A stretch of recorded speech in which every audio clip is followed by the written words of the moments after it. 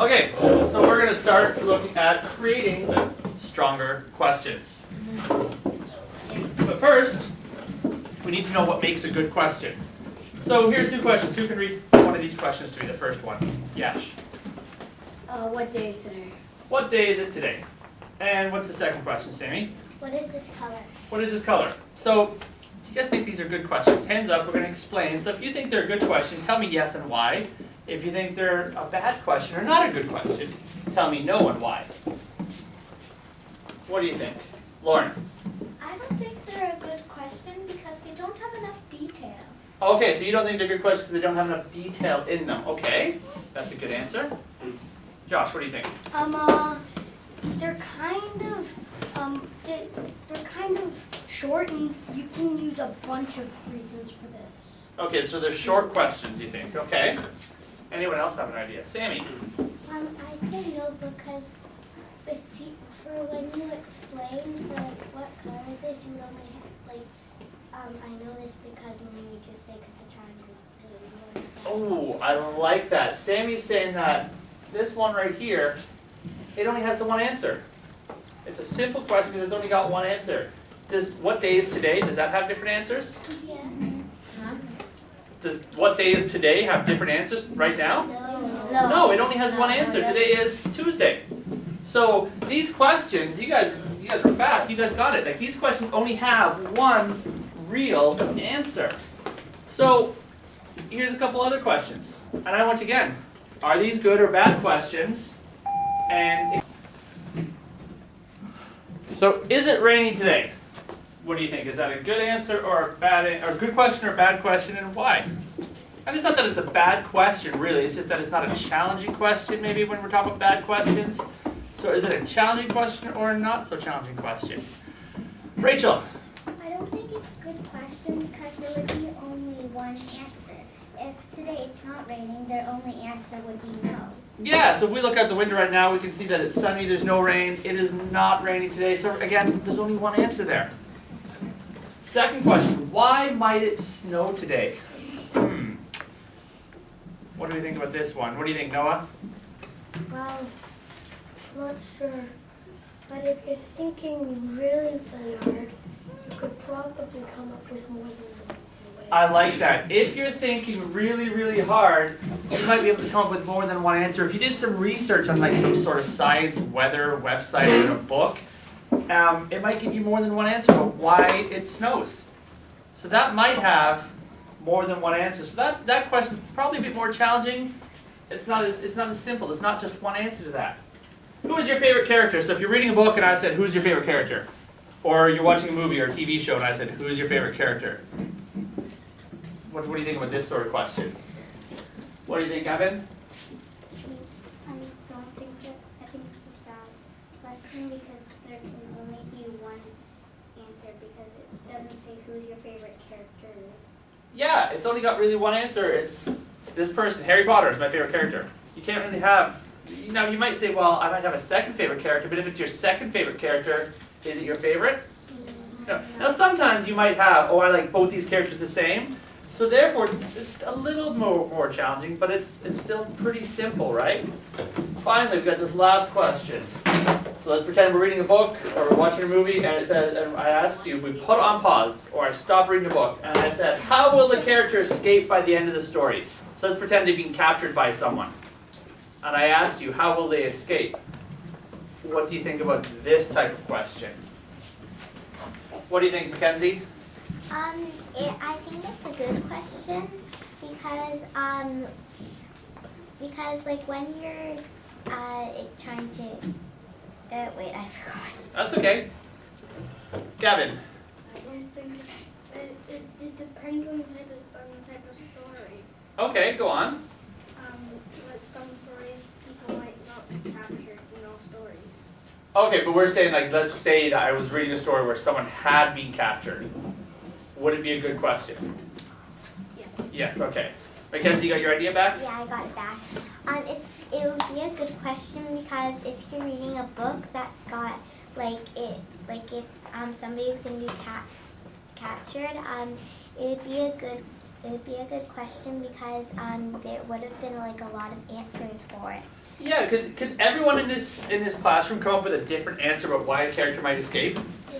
Now, none of you might be right. It might happen completely different in the story, but you could all still come up with sort of a different type of prediction. Okay, so these questions here in blue, they're a little more challenging. They're a little harder, and they've got a lot more answers or reasons you can find out when you research. So this here is called a Q chart. Okay, I've got one on the board right here, but we're going to use this one to look at right now. And when we're forming questions, using these words here, you can form sort of level 1 or level 3 type questions, which are easy to harder. These questions here can be like level 2 or a 4, these are the more challenging questions, which it says here, there's lots of possibilities to investigate. So if I asked a question, let's pretend again we're reading a story, who was the bad guy? Pretty simple, right? There's only the answer of, this is the bad guy. If I said, who robbed the bank? So who robbed the bank? If there's only one person in the story or a couple characters, you can't change the answer. There's nothing challenging to that, right? It's just one answer. But when we start looking at more challenging questions, like you're going to start looking at in your 20% projects, if we start saying things like, why might it snow tomorrow? Well, then now you're starting to research about different weather patterns, different temperatures, different reasons that it snows, different places maybe around the world that it snows. So when you're looking at these type of questions down here, they're more challenging questions. So let's see if you have any questions. Noah. Well, it's not really a question, but with the snow, when you say if it might snow,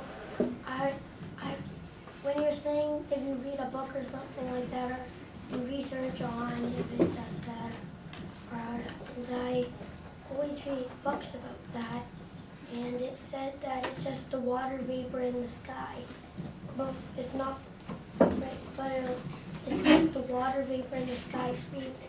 Yeah, but there's different temperatures, and also, right, sometimes when it gets to, everyone thinks, sometimes if it gets to -5, people think, oh, it's definitely going to snow. But it doesn't always snow at -5. So it's not just to do with the water vapors, it's the temperature, it's how the wind blows. Carter taught us something last week about the polar vortex, about how that affected weather. So when you're looking into something like that, there's lots of different things that can give you an answer to this. That's what I mean when I say there's lots of different possibilities to investigate. You'll find one simple answer, and all of a sudden you'll find out, whoa, there's more answers than just one to that question. Mackenzie. I think this is a level 4 question. How will the bad guy steal the money from the bank? So you got how, will, so that means it would be a level 4 type question. And again, because you can predict and come up with different reasons about why you think that might happen. So you can, if you're asking when you're doing your question, when you're putting your question together, if you're asking what does water do when it gets to -1, well, we all know what happens when water when it gets to -1, right? Freezes. It freezes. So that's why it's not that challenging a question. So we want to be looking at coming up with questions that are level 3 or level 4 type. So you can still have the who, what, when, where, but you want to do who could, who should, what will, what might happen if I do something. That way, there's lots of different answers for you to come up with.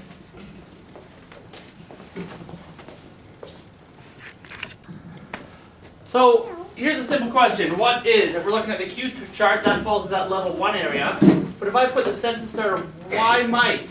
Who can come up with a question about the temperature today with the sentence starter, why might? It's tricky. Let's see how you guys can do. Tyler, nice and loud. Why might the temperature be colder? Why might the temperature get colder today? So it's kind of warm right now, but why might it get colder? Any other questions about temperature today and the why might? Carter. Why might the temperature change?